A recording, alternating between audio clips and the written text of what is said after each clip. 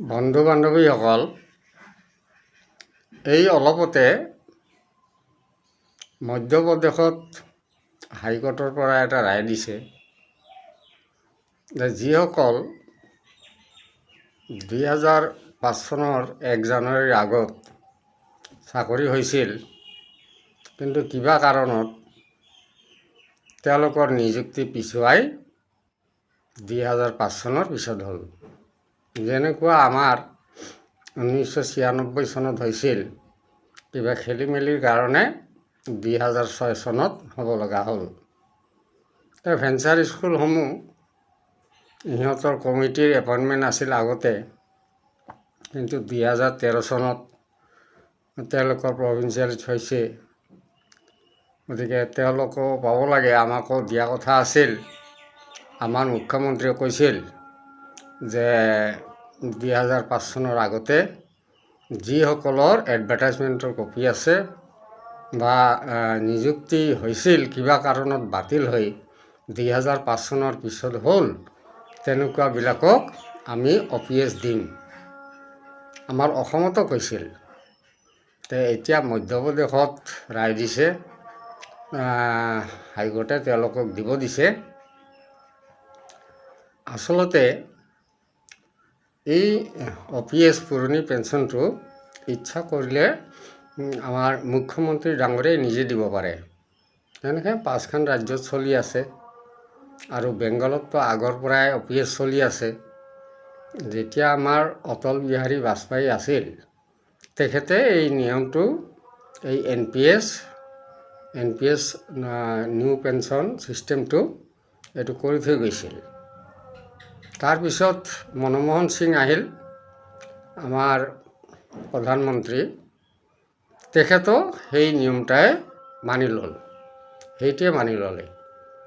তেখেতে যদি মানি নল'ল হয়, সেইটো মানি নলয় অল পেঞ্চন কৰিলে অল পেঞ্চনে হ'ল হয়।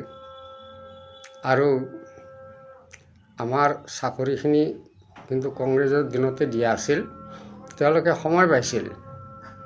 সেইখিনিৰ ভিতৰত আমাক চাকৰিটো দিব পাৰিলহেঁতেন, কিন্তু পিছুৱাই মানে ইমান পিছুৱাইছে যে এনেকুৱা টাইমত দিম তেওঁলোকক যেন আমি পেঞ্চন দিব নালাগে। আমি হাইকোৰ্টৰ ৰায় পাইছিলোঁ আগতে, 5 বছৰ পিছতহে আমি হাইকোৰ্টৰ ৰায় পাইছিলোঁ, যিহেতু আমাৰ 12 বছৰ এনেই গৈছে।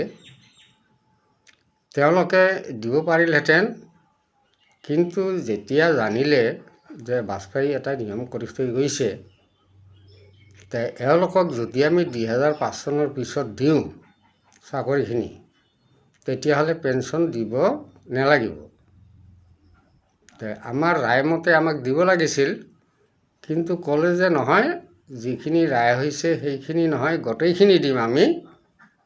আৰু আপোনালোকে এফিডেভিটত চহী কৰিব লাগিব যে এই বিগত 12 বছৰ, এই 12 বছৰৰ দৰমহাটো আমি নিদিওঁ, এইটো আপোনালোকে চহী কৰিব লাগিব এফিডেভিটত। এতিয়া চাকৰি কাক নালাগে? চাকৰিটো সকলোকে লাগে। উপায় নাই, নহ'লে চাকৰিটো যায়। এতিয়া উপায় নাপায়, সকলোৱে চহী কৰিছে যে আগৰ দৰমহাখিনি নালাগে। 2006 চনৰ পৰা নিযুক্তি দিলে, তেতিয়া ষ্টিপেণ্ডাৰী পষ্ট আছিল, 1800 টকা দৰমহা আছিল। ট্ৰেইনিং নোহোৱালৈকে 5 বছৰ 1800 টকাত আমি কাম কৰিছিলোঁ। ট্ৰেইনিং হোৱাৰ পিছত তেতিয়া 11 চনত 11,000 টকা দৰমহা হ'ল।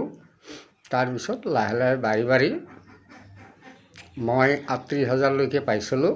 তাৰপিছত এতিয়াতো বৰ্তমান 54,000, 56,000 এনেকুৱা হৈছে বৰ্তমান, যিহেতু DA বাঢ়ি গৈছে।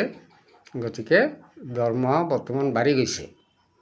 মোৰ লগত যিসকল কম বয়সৰ আছিল, সিহঁতে ৰিটায়াৰ হোৱা নাই, সিহঁতে এতিয়া চাকৰি কৰিয়ে আছে। মই ৰিটায়াৰ হ'লোঁ এতিয়া 21 চনত। তাৰপৰা মই 1800কৈ পাই আছোঁ।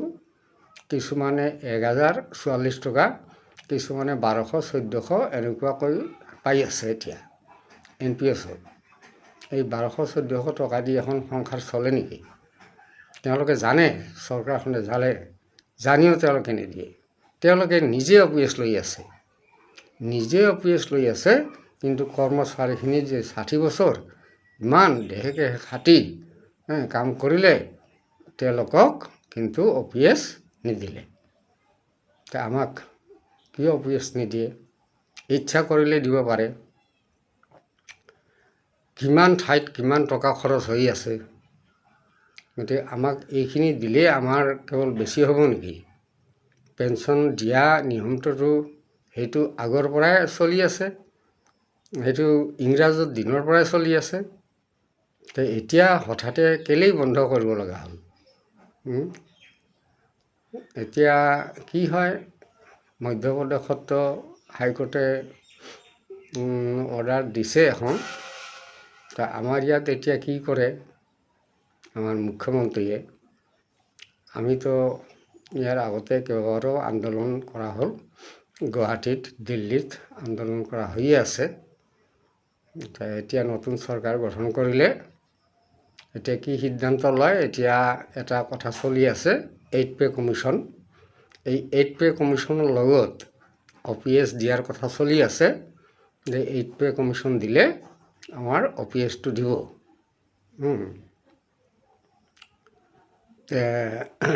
আমাৰ যে ৰাষ্ট্ৰীয় অধ্যক্ষ শিৱ গোপাল মিশ্ৰ ডাঙৰীয়া, তেখেতে এইটো লাগি আছে। তেখেতে কৈছে যে এই 8 পে কমিশ্যনৰ লগতে অপিএছটো দিব লাগিব, এইবুলি তেখেতে ধৰিছে। এইটো এতিয়া 8 পে কমিশ্যনটো কেতিয়া লাগু হয় সেইটো হ'লে অলপ বাট চাব লাগিব।